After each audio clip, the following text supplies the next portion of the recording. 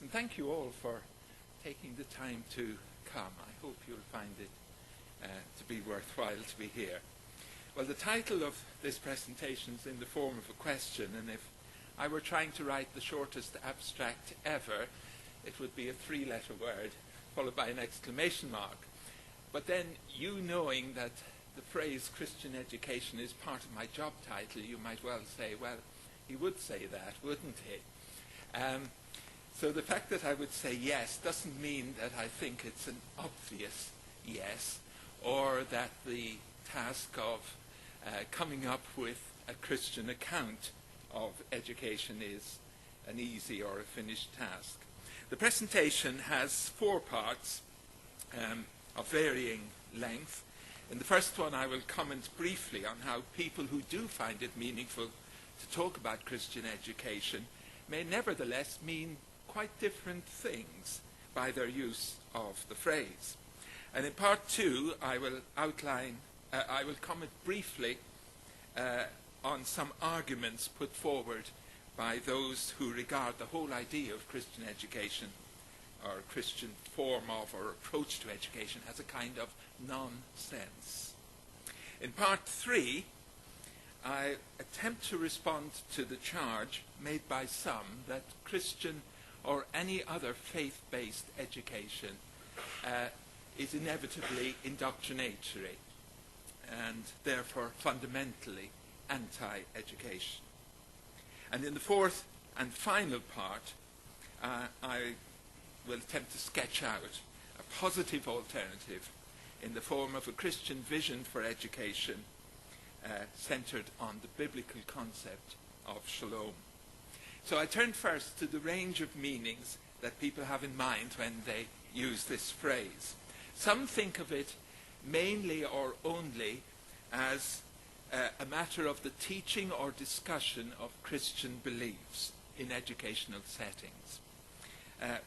What makes the educational activity Christian is therefore a matter of content, and a typical setting would be a religious studies class. Other people with a focus that is wider but still primarily on content talk about Christian education as being a matter of what's often termed the integration of faith and learning. And here the talk is often of how Christian presuppositions may shape an approach to content in different curricular subject areas. For example, perhaps a personalist view of the human being might be preferred to a behaviorist view in the teaching of psychology. Another conception of Christian education sees it in terms of institutional forms. Christian education is viewed as that which takes place as part of a Christian church program or in Christian schools, colleges, or universities. Now, these may be the church schools or the older independent Christian schools with which we are familiar in this country, or the relatively new independent Christian schools that have multiplied across Europe and in other parts of the world in the last few decades. And the Christian ethos of the institution is often seen as a main ingredient of Christian education. Others think of it as the education of Christians or of the children of Christian families. And some of the newer independent Christian schools are often closely linked with churches and provide exclusively or primarily for children whose parents are church members or otherwise closely linked with the churches. For example, in Australia, one of the main associations of the newer Christian schools was until recently known as Christian Parent-Controlled Schools. It's changed its name now to Christian Education National. I would personally like to put forward a more holistic approach to education in place of one that reduces Christian education to content or ethos, institutional form, or pedagogical approach, or restricts it to the education of Christians or their children. Important though most, if not all of these are, but more of that in part 4. Turning to arguments that purport to show, this is part 2, that talk of Christian education is a kind of nonsense. The most forthright and influential, and possibly the strongest from a particular perspective, case was put some years ago in a paper entitled Christian Education, a Contradiction in Terms. There is a question mark in the title, but the question mark really went missing from the content. The author was Paul Hirst, who was shortly afterwards to take up the post of Professor of Education at Cambridge University. He was and is a philosopher of education for whom I have a very high regard, and from whom I learned much, particularly having been a student of his at Cambridge many years ago. And I think he's presently the president of the Philosophy of Education Society. David? No? Not anymore. He is still with us. Yes. Okay. Yeah. On this matter, I dare to suggest that I think his arguments are answerable. It's quite a while since this paper was published, but I think there are many today, especially among secularist and humanist critics of faith-based education, who would advance arguments similar to Hirst's against Christian schools, Christian colleges, or even universities such as ours. And this is notwithstanding the fact that philosophy of education has changed markedly since those days, and contemporary writers would now generally be much less convinced of the basic position from which Hirst and others, including Richard Peters and Robert Dearden, were writing. Paul Hirst's argument against Christian education is twofold. One, in practice, little, if anything, can be produced under the label of Christian education that is both distinctively Christian and educationally significant.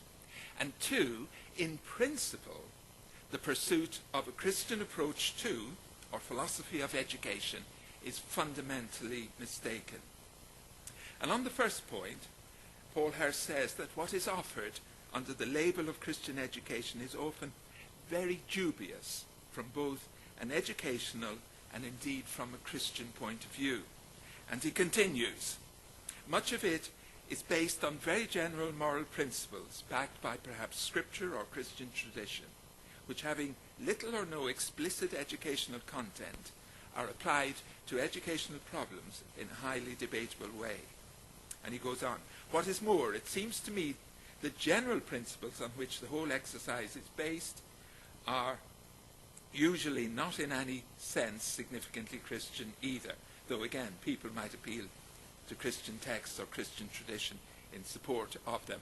So working from this end of general moral principles, I suggest, he says, that one can simply not produce anything that is in any significant sense a distinctive Christian view of education. So the case is that general moral principles alone do not determine particular educational principles. There are many other considerations. He lists things like matters of psychological and sociological fact, the structure of our social institutions, the availability of money and manpower, and so on. And he adds, none of these considerations has anything to do with Christian beliefs. So he considers another possible starting point, not from general moral principles, but from what Scripture specifically has to say about education. But he concludes, again, that this produces little, if anything, that is both distinctively Christian and educationally significant. And so he writes, if one works from the other end, formulating educational principles from what is specifically said in Scripture about education, one seems to run into an equally impossible situation. The problem then is how to extract the principles without entering on inconclusive debate about biblical interpretation. And even if that hurdle is surmounted, is one likely to achieve much that is both educationally significant and distinctively Christian? I think not. And even if one does get so far, how much agreement can there be amongst Christians on particular applications of these principles? Experience suggests very little, if any. Now, with both these starting points of general moral principles, or what Scripture says specifically about education, Hurst sees the development of an approach to education to be a matter of moving logically from principles to their application in practice. The philosopher kings go up the mountain and come down with the theory, with the formula, which is applied into our messy world. This, I believe, is too narrow a conception of the possibilities for relating Christian faith or other faiths to educational practice. And in a book that we wrote a few years ago, David Smith, now over at Calvin College, and I have attempted to show that there are a number of strands to a rope linking the Christian scriptures to teaching and learning in a contemporary 21st century classroom. Statements of principle, or statements from which principles are derived, have their place as one of the strands. And the fact that they are not sufficient to determine education practices does not mean that they have no part to play in the development of a Christian approach to education. But the Bible is not only a source of principles. Its images and metaphors may resonate or clash with the dominant images and metaphors in which we live and teach by. The Bible tells us an ongoing story, a meta-narrative, in which believers are called to live and work and teach and learn. The Bible provides models for teaching, and Jesus is widely, if not universally, acknowledged as a master teacher. The Old Testament scholar Walter Brueggemann finds three distinct modes of teaching in the shape of the Old Testament canon. And he talks about the Torah mode, the prophetic mode, and the wisdom mode. And David Smith and I, in our book, suggest that all three are exemplified in Jesus, the teacher. But in a recent book, in place of the rope image, I have suggested that a helpful metaphor for the Bible can be that of an environment in which we may live and move and have our being. An environment in which we may be shaped in different and interrelated ways through principles, metaphors, stories, etc. An ecology that shapes us. And as with aspects of our physical environment, we may never have noticed many elements of this spiritual environment before, or may only have a vague sense of their influence. And we may be more familiar with certain elements and may not realize the full extent of their influence. The central idea is that teachers are shaped as whole persons for relationships with students as whole persons in the community of the classroom. And that for Christian teachers, the Bible can be a shaping influence, or more precisely, the Holy Spirit can shape them through their reading of the Bible and their meditation on it. Now, does this produce anything that is distinctively Christian? Hurst's case is that in practice it's not possible to produce anything of substance that deserves to be labeled a Christian view of education. I think there are several points to be made in response to this. First of all, I would suggest that Christian education should aim at faithfulness rather than difference. Nicholas Wolterstorff, who was professor of philosophy of religion at Yale for many years, has quite a lot to say on this. In response to Christians who seem to expect uniqueness of Christian scholarship, he asked a number of questions. Why assume that the scholarship of Christians and non-Christians must always and everywhere be different, except perhaps for thin points of commonality? Why not instead let the differences fall where they may? Why should the Christian project be defined primarily in terms of its difference from that of others? Why is fidelity not enough?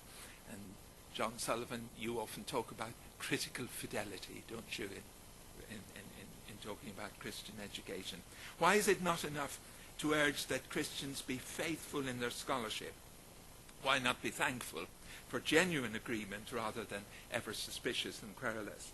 And I suggest that the Christian believes in general revelation, in God's revelation to all through what he has made, and in God's common grace to all, surely give grounds for such a response. And in an important paper entitled The Distinctiveness of Christian Learning in Church of England Schools, my old and good friend and former colleague Trevor Cooling, who's with us this afternoon, in similar vein to Wolterstorff, interprets Christian distinctiveness in terms of faithfulness to a Christian vision of life. Wolterstorff goes on to say, faithful scholarship as a whole will be distinctive scholarship. He has no doubt of that, but difference, he says, is to be a consequence, not an aim. Wolterstorff's talk of scholarship as a whole brings me to a second point about distinctiveness. Both critics and advocates of attempts to develop a Christian approach to education seem often to share the expectations that distinctiveness means uniqueness at every point, and that this is what Christian education should be aiming at. However, Wolterstorff is arguing that distinctiveness is a matter of the whole rather than of every part, and that this is a consequence rather than an aim. So if education is a matter of promoting human flourishing, as I believe it is, and if this has a lot to do with developing moral, spiritual and intellectual virtues, then, well, think of it like this. Think of a set of virtues as being like a constellation in the sky. It seems to me that the constellation of virtues the Christian educator seeks to develop may contain the same stars, the same elements that those who are not Christians seek, but the appearance of the whole may be different. In part, this may be because certain stars shine more brightly in a Christian constellation than in another, or vice versa. And take the virtue of humility, for example. A virtue that is not only prominent in the Bible, and I would suggest supremely modeled in Jesus, it's also a virtue, some degree of which is, as Mark Twain puts it, a precondition of learning. And I would suggest it's also a precondition of good teaching. It seems to me it should be a bright star in a Christian constellation of virtues, and it may shine less brightly in another, or even be entirely absent. Aristotle seems to have viewed humility, well, the way he defined it anyway, as a vice rather than a virtue. And David Hume talks about monkish virtues, including humility, which he says would be better catalogued as vices. And I discovered recently, a friend treated me to a trip to see Saracens Rugby Club playing Munster, the province in Ireland in which I was born and brought up. And Munster were absolutely walloped, driven out of the place. But what abides with me from that experience was walking in and looking up at the 4 core values of Saracens Rugby Club on the front of the stand. They were honesty, work rate, discipline, and humility. Sometimes stars shine brightly where you don't perhaps expect them to shine, sort of at first sight. So distinctiveness is therefore a matter of faithfulness to a vision rather than difference from others, and a matter of the whole rather than of parts. And this is helpfully commented on in the website of the What If Learning Project, in talking about the distinctiveness of the classroom activities suggested in their materials. This university has been involved in research developing that project. And on the website it says, taken piecemeal and one by one, it may well turn out that many of the particular actions suggested in the examples on this site could be adopted or invented by teachers of various beliefs. We make no large claim that at the level of individual strategies, these examples are unique to Christians, though many of them occurred to the teachers concerned because of their faith. We're more concerned with whether they represent a way of teaching that is faithful for Christians. And we suggest that it is when the individual examples come together into a consistent pattern over time and get connected with the Christian story that we can talk about distinctively Christian teaching. I like this last sentence. It's a matter of building a rich whole that is informed by faith, not of whether each component part is trademarked. So, for distinctiveness. Paul Hurst's first argument is related to practice and suggesting that it's not possible to produce anything distinctively Christian. His second argument is his main argument, that in principle the search for a Christian form of education is a mistake. It's the central thesis of his paper, and he writes that there has already emerged in our society a view of education which makes the whole idea of Christian education a kind of nonsense. And he opposes this to what he terms the primitive concept of education. The idea that education is concerned with passing on to children what to believe so that they in their turn come to believe it to be true. And he questions the morality of the primitive concept of education. And he asks, is bringing up children so that they believe what we believe education in any sense that is nowadays acceptable? Indeed, he says, I suggest that this pursuit is now increasingly considered immoral wherever it's conducted.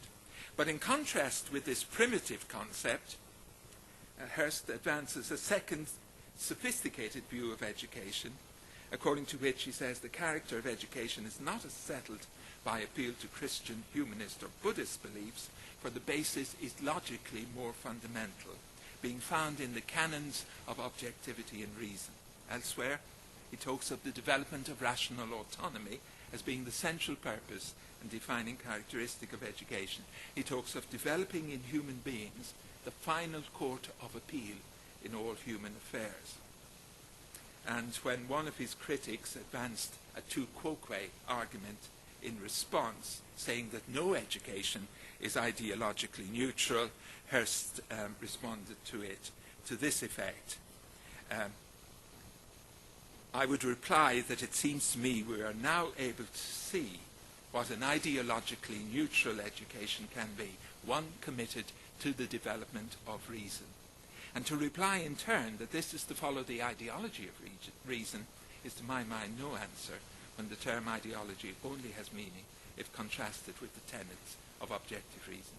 Now these quotations come from several decades ago and are, it seems to me, rooted in a quite rationalistic, individualistic and reductionist view of human nature. But it was the dominant perspective in philosophy of education at the time. And although it's no longer so, I would suggest that something of it is at the root of at least some contemporary opposition to Christian or other faith-based forms of education. So part 4, I will quickly attempt... part 3, I've missed it. I better go to it. Hurst raised this question about the morality of bringing up children to believe what their parents believe. Well, it surely is the case that the way in which some children and young people are taught as members of a captive audience in day schools, Sunday schools, and in homes can be indoctrinatory and manipulative. It can seem at times that anything goes, as long as the desired outcome of firmly implanted beliefs is achieved. And I would suggest that what is lacking in such situations is a proper respect for, and indeed love for, the learner as other. Teaching and learning are at heart relational matters, and they call for humility before the other of the learner, and also before what is being taught and learned. And perhaps especially important when you're dealing with matters of ultimate commitment of core beliefs. There's a whole lot one could say on indoctrination. I'm not going to, but there's one point that I find particularly helpful. It comes from a Wittgensteinian philosopher and a great Welsh character, D.Z. Phillips, Dewey Zephaniah Phillips, known as D.Z. across the Atlantic. And he wrote this, and I find it helpful. He said that the teaching of religious beliefs is a matter of elucidation, displaying a thing of beauty. And he says it calls for a sympathetic relation to religion in the teacher. It involves unpacking the significance of values, ideals, different conceptions of worship and love and the roles they play in people's lives. Teaching that something is beautiful involves talking about it and drawing attention to its features in the hope that the learners will come to see it for themselves. They should not be hypnotized or brainwashed into seeing it. They cannot be argued into seeing it by definition if these are core commitments. But in the appropriate conditions, they may find themselves with the belief that it is beautiful. And I would also suggest that this is about beauty, truth, and goodness wherever they are to be found, and it's not limited to the confines of the Christian faith tradition. Now finally, to part 4, to what I want to suggest as an alternative view of education, education for shalom. It's only a sketch with very broad brushstrokes. I'm planning to develop it into a chapter for a book that 2 colleagues here will be chasing me for before the year is out. Shalom. Shalom in Hebrew, like salam in Arabic, is usually translated into English as peace. And our English dictionaries define peace mainly in negative terms, as the absence of war or conflict. But shalom is a very rich, full, and positive concept in the Old Testament scriptures. It signifies wholeness, completeness, integrity, soundness, community, connectedness. I like that word, connectedness, particularly in the context of education. Righteousness, justice, and well-being. And its New Testament Greek equivalent also has very full positive meaning. Shalom embraces the idea of human flourishing, but understood communally rather than individualistically. It includes the idea of the common good, but it predates Aristotle because, for example, the Old Testament prophet Jeremiah wrote a letter in which he called on his readers to seek the shalom of the city. What city? No, not Jerusalem. Jeremiah was in Jerusalem. He was writing to the exiles in Babylon. The call to seek shalom is a call to be outward looking, not inwardly focused exclusively on fellow believers. This was the city of Babylon with its wonderful hanging gardens, a city where there were ziggurats dedicated to the worship of gods other than Jehovah, gods like Marduk and Shemesh. And the Jewish exiles may well have sat down by the rivers of Babylon, and in the words of Psalm 137, or a song that somebody sang a few years ago, decades ago perhaps, they may have wept as they remembered Zion and longed to be back in Jerusalem. But the call is not to flee the world, but to seek the shalom of Babylon, the alien and pantheistic community in which they were living. So what does it mean to seek shalom in education? Nicholas Wolterstorff again has this to say about shalom. Shalom is present when a person dwells at peace in all his or her relationships with God, with self, with fellows, and with nature. To dwell at peace in one's relationships is not enough, however, that hostility be absent. That's the sort of English language definition of peace. Shalom is enjoyment. A nation may be at peace with all its neighbors and yet be miserable in its poverty. And he goes on to say this. Shalom is enjoyment. To dwell in shalom is to enjoy living before God, to enjoy living in one's physical surroundings, to enjoy living with one's fellows, to enjoy life with oneself. Perhaps the fourth one is the consequence of the other three. Wolfstorff didn't say that, I've said it. Shalom is therefore relational. Teaching is relational, so teaching for shalom is doubly relational, or should be. And it's a matter not of any kind of relationship, but of right and good relationships, a matter of justice and fairness. Wolfstorff says that justice is indispensable to shalom. So if the calling of the Christian educator is to faithfulness, to a Christian vision of life, I would suggest shalom could be central, because it's central to the big biblical meta-narrative, the big story that perhaps could be in 4 chapters.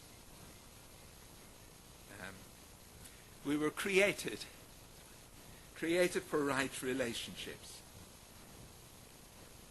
Chapter 2, they were broken by our self-centered sinfulness. Chapter 3, Christ came to restore these relationships and bring peace, shalom, through his death on the cross, bringing in a kingdom of peace which is both now and not yet. That's chapter 4. So I've attempted to represent these diagrammatically, as you see on the slide.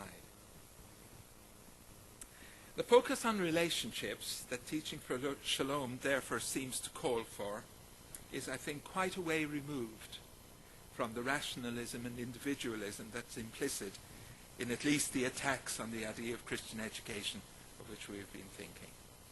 And it's faithful to a Christian belief of life, vision for life. It's about knowing, but not any kind of knowing, what I call knowing of the third kind. Not knowing that, the knowledge of facts, not knowing how, skillful knowledge, but knowing with a direct object, knowing a person or a place or a thing. It includes knowing that and knowing how, but it cannot be reduced to either of them or to a combination of them. And it coheres with a biblical view of knowing. The word used almost always in the Old Testament for knowing of any kind is yada. And this is the word used when intimate sexual relations are written about in terms of knowing a man or a woman. The same word is used for knowledge of God. Knowledge in the scriptures is not detached contemplation of reality. It's about relationship with the experienced world of people and things, and involves being and doing as well as thinking. Knowledge and wisdom therefore go hand in hand. And one of the things that really excites me about thinking of knowing and thinking of teaching and learning in this relational way is that it's about everything that we know or come to know. And in her book, Loving to Know, Esther Meek writes this: "We will be better knowers if our epistemic efforts more fully conform to the dynamics of a healthy interpersonal relationship. The process of coming to know in some way transforms knower and known. The paradigm, of course, applies well to knowing people." Then she says, "I believe it applies well to knowing muskrats or cures for cancer. And if it feels a bit strange to think of knowing, say, trees or car motors interpersonally, let me offer a deal. For centuries we have construed all knowledge on an impersonal paradigm, and in the process we have damagingly depersonalized people and known defectively. Let's try it the other way round for a while." In her book, she draws from a number of writers whose works resonate with one another, including John McMurray and his persons in relation, Michael Polanyi and his personal knowledge, Parker Palmer and his knowing as we are known and the courage to teach, and perhaps above and behind them and towering over them, Martin Buber's I and Thou. Meek is saying that we have been dominated by the I-it paradigm, and we've applied it to all knowing. And she's calling us instead to see all knowing through the lens of I-you knowing, of relational knowing. And Parker Palmer writes about the grace of great things. He says, "Our conventional images of educational community ignore our relationships with the great things that call us together, the things that call us to know, to teach, to learn. By great things," he says, "I mean the subjects around which the circle of seekers has always gathered. Not the disciplines that study these subjects, not the texts that talk about them, not the theories that explain them, but the things themselves. He goes on to talk about the ecosystems of biology, the symbols of philosophy and theology, the materials of it. And he ends, humility is the only lens through which great things can be seen, and once we have seen them, humility is the only posture possible. We teach and learn in community before the others of those we are teaching and learning with, and the other of the great things around which we are gathered. Education is therefore not simply a matter of minds in the making or limited to the development of reason. It's about persons in relation to one another, persons in relation to the otherness of the physical creation, and persons in relation, people of many faith traditions believe, to the transcendent other, to God, whether or not he's acknowledged by all, and whether or not he's even explicitly mentioned. I mentioned John McMurray and his book, Persons in Relation, very helpful book by Scottish Christian philosopher. And he's somebody whose work I first came across at a conference in Seattle Pacific University a few years ago, and I never followed up on it until Phil Bamber, just a few weeks ago when we were talking about teaching for Shalom, reminded me and mentioned him again. And thanks, Phil, for the loan of the books. They're great. McMurray says this: the thesis we have to expound and to sustain is that the self is constituted by its relation to the other, that it has its being in its relationship, and that this relationship is necessarily personal. We need one another to be ourselves. This complete and unlimited dependence of each of us upon the others is the central and crucial fact of personal existence. Individual independence is an illusion, and the independent individual, the isolated self, is a non-entity. And Desmond Tutu, who has been to this university, hasn't he? I've seen his photograph around, says this, and he probably says it with one of those characteristic giggles of his. Talking about Ubuntu, a word that's often translated as I am because we are, in the language of the Xhosa people of South Africa. He says Ubuntu speaks particularly about the fact that you can't exist as a human being in isolation. It speaks about our interconnectedness. You can't be human all by yourself. We think of ourselves far too frequently as just individuals, whereas you're connected, and what you do affects the whole world.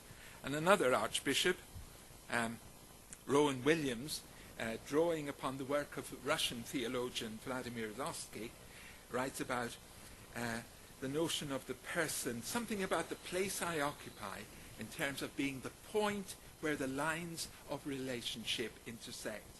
And he continues, to be the point where the lines of a relationship intersect means we can't simply lift some abstract thing called the person out of it all. We're talking about a reality in which people enter into the experience, the aspiration, the sense of self of others. And that capacity to live in the life of another is part of the implication of this profound mysteriousness about personal reality. Well, my time, actually I've not done too badly considering we started a little later. My time is gone, but I do want to leave some time for comments and questions. But I'd like to finish with what I'm suggesting is the big picture within which talk of Christian education, it seems to me, can be meaningful. The idea of Ubuntu on its own is humanist. A fuller Christian picture, I think, is like this. I am because, in the first place, God is. The Christian belief is that without God, we would not be. This is the primary relationship in which we live, move, have our being, and teach. I am because God is. I am because the physical world is. We're made of the dust of the earth, or as Carl Sagan, not known for his Christian faith, if anything for a fairly atheistic faith. He said, we're made of stardust. I like that phrase. I'm incomplete without my body. and the Christian belief in incarnation, in Jesus coming with a human body, and in resurrection ties in with that. And God gave us work to do to care for the physical world, to teach others to care, so that in my teaching of mathematics I'm opening a mathematical window on the physical world, inviting those I'm teaching and learning with to walk with me through that window and interact with it. I am, of course, because we are. We're made in the image of God. The Christian says the relational God, who is three persons and one God, made us for himself, made us for each other. And that's why Ubuntu is true. It's this big picture, it seems to me, that makes talk of Christian education meaningful. And I finish with just two further quotations from Palmer's The Courage to Teach. Connectedness, one of my favorite words, is the principle behind good teaching.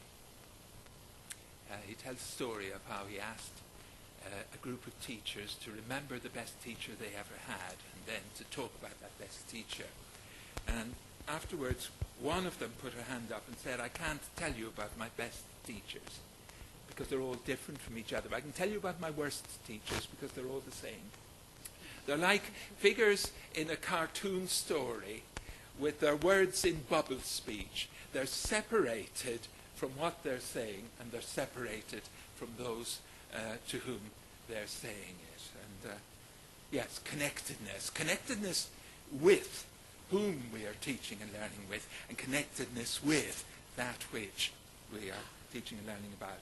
And the other quotation is in part a quotation from Buber, all real living is meeting, and Palmer and teaching is endless meeting. Thank you very much. I hope I didn't go too fast through